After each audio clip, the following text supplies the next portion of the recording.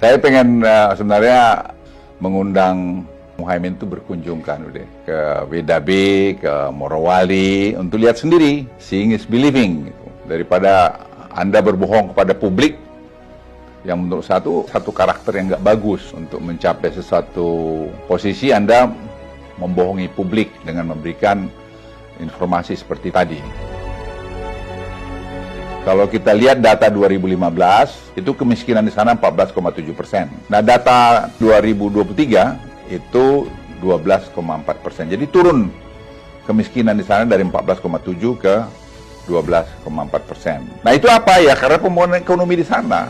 Kemudian kalau di Morowali, kita lihat 2015 itu 15,8% kemiskinan, dan 2023 ini kita lihat 12,3% kemiskinan. Jadi terjadi juga cukup perbaikan-perbaikan di sana. Tapi itu saja nggak cukup menurut saya. Saya sudah jelaskan bahwa ada sekarang politeknik kita dirikan situ. Sekali-sekali berkunjung deh ke politekniknya. Itu menurut saya bagus. Dan guru-gurunya juga kelas-kelas. Ada yang dari ITB, ada yang dari UI yang kita ajak untuk ngajar di sana. Dan mereka langsung praktek di industrinya. Dan malah ada yang dikirim ke Tiongkok untuk belajar teknologi ini yang lebih advance lagi. Dan mereka sekarang bekerja ya menjadi bagian dari pembangunan proyek smelter di Sulawesi atau di tempat lain juga.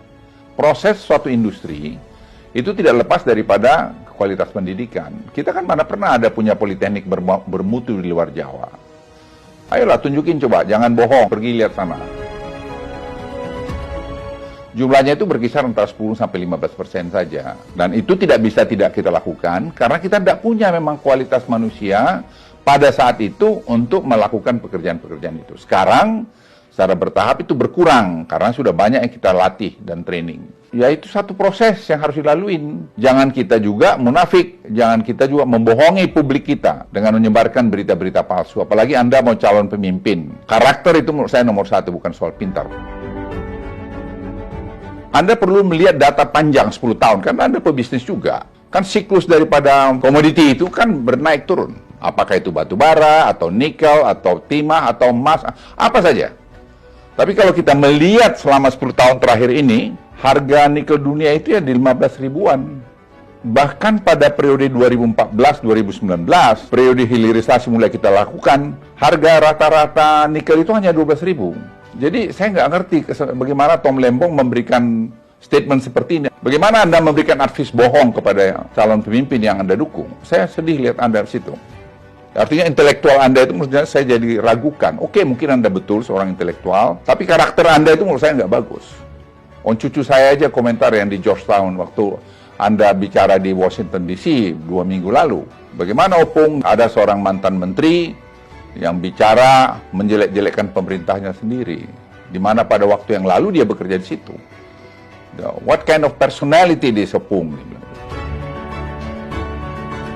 Tom harus ngerti, kalau harga nikel terlalu tinggi, sangat berbahaya. Kita belajar dari kasus kobalt. 3 tahun lalu harganya begitu tinggi, orang akhirnya mencari bentuk baterai lain. Itu salah satu lahirnya lithium ferrofosfat itu. Jadi ini kalau kita juga membuat harga itu ketinggian, orang akan cari alternatif lain. Teknologi berkembang sangat cepat. Oleh karena itu kita mencari keseimbangan benar. Keseimbangan supaya betul-betul barang kita ini tetap masih dibutuhkan sampai beberapa belas tahun yang akan datang. Kita nggak tahu berapa tahun. Tapi ingat, lithium baterai itu bisa recycling. Sedangkan tadi LFP itu tidak bisa recycling sampai hari ini. Tapi sekali lagi teknologi itu terus berkembang. Nah, kita bersyukur LFP juga kita kembangkan dengan Tiongkok. Tadi lithium baterai juga kita kembangkan dengan Tiongkok maupun dengan lain-lain. Ini saya titip pada Anda, walaupun sudah tidak di government lagi, jangan menceritakan yang tidak baik, padahal sebenarnya tidak sepenuhnya benar di luar. Ceritakanlah memang apa yang bagus. Pernah kita di inflasi di bawah 3%, kan baru sekarang. Pernah 44 bulan kita surplus ekspor, kan baru sekarang. Apa itu ya? Hilirisasi. Kita bisa maintain masih growth 5% di tengah-tengah keadaan ekonomi dunia begini, dan kita masih berupaya untuk di atas 5%, mungkin 6% pada tahun depan dan seterusnya sampai 2030. Kita berharap masih trajectory kita bisa tadi income per kapita kita $10.000, dan kita masih berharap dan yakin untuk bisa besaran GDP kita sekitar $3 triliun atau lebih. Jadi downstreaming itu akan membuat Indonesia lebih bagus. Tidak benar pabrik Tesla di Shanghai menggunakan 100% LFP atau lithium ferrofosfat untuk mobil listriknya. Mereka masih tetap gunakan nickel base baterai. Jadi seperti supply nickel base baterai itu dilakukan oleh LG Korea Selatan untuk model mobil listrik yang diproduksi Tesla di Shanghai. Memang ada yang mulai LFP karena penelitian mengenai LFP ini sudah makin berkembang. Ya memang satu ketika tidak tertutup kemungkinan nikel ini makin kurang penggunanya. Makanya sebabnya kita juga harus genjot juga. Tapi dengan tadi yang terukur. Nah sekarang ini kalau kita lihat hilirisasi kita di katoda dan di banyak lagi bagian daripada lithium baterai kita sudah sangat maju yang membuat ekspor kita juga tidak hanya tergantung lagi kepada ekspor raw materialnya itu tadi.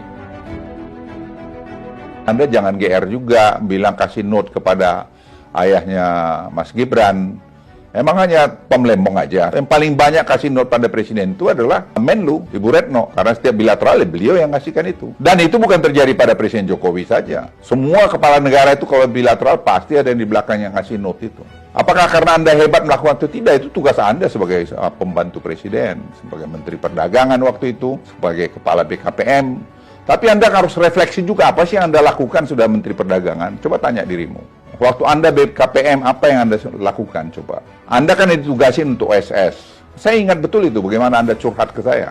Tapi itu kan sampai Anda meninggalkan kabinet, tidak pernah selesai. Sekarang kami yang menyelesaikan itu. Online single submission itu, yang sudah digadang-gadang bakal selesai begini, begono, dan segala macam itu. Jadi saya hanya ingin sampaikan, kita sudahlah. Kalau sudah selesai masa kita, sudah semua ada waktunya. Tidak perlu kita ceritakan kita yang paling bagus. Karena kita itu terjadi semua, tidak. Semua itu adalah hasil kerja timbur. Pemimpin itu harus memberikan ketauladanan. Ya, kalau kami di tentara ketauladanan, yang juga bisa risiko pada nyawamu. Tapi sini nama baikmu, nama Indonesia itu menjadi tantangan.